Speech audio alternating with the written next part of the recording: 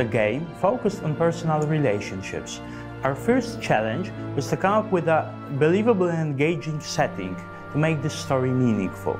We knew for sure that we want the background of our story to be difficult conditions of the nature, but that was not enough.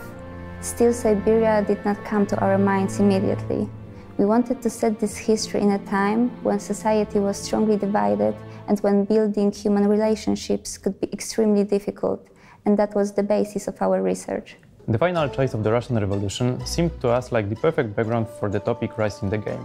We want to tell a story of a people who are suddenly put in the situation where they have walked together despite their differences to endure and to survive. During every revolution, divisions resound most strongly, often taking a radical character. You stop seeing a human being on the other side. Russia in 1917 was exactly that kind of a place. The October Revolution was a moment that redefined the Russian society. It was the moment when the old world succumbed to the pressure of the new one, and we found it very interesting because there's not a lot of such points in the history. The French Revolution, the fall of the Roman Empire, and a few others, including October 1917. And so, we have Russia on the verge of the Bolshevik Revolution. The Tsarist forces are engaged in the devastating conflict with the German Empire on the west, and the long-term warfare deepens the economic crisis. There's hunger and poverty all around. Meanwhile, the Bolsheviks are growing in strength.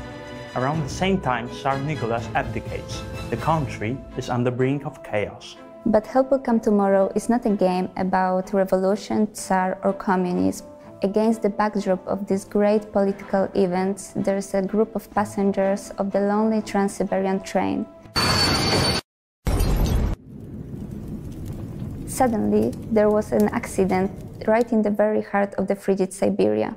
But maybe it was not an accident.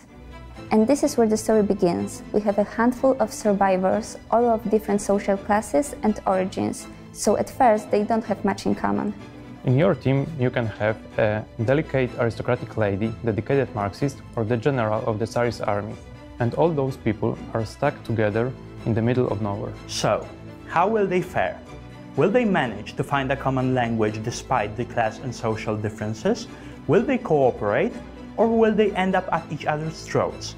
It all depends on the player, who will be managing those relationships.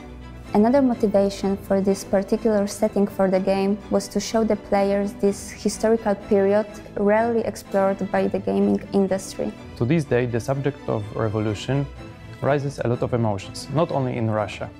In our game, we try not to judge it, but to focus on the people involved. Using these settings, we want to talk about universal problems which are still present even in our times. Exactly. Modern societies can also be divided politically and ideologically. We wanted for our game to represent the problem of social divisions. So, we offered the player a chance to experience them from the perspective of people involved in an interesting and important historical setting.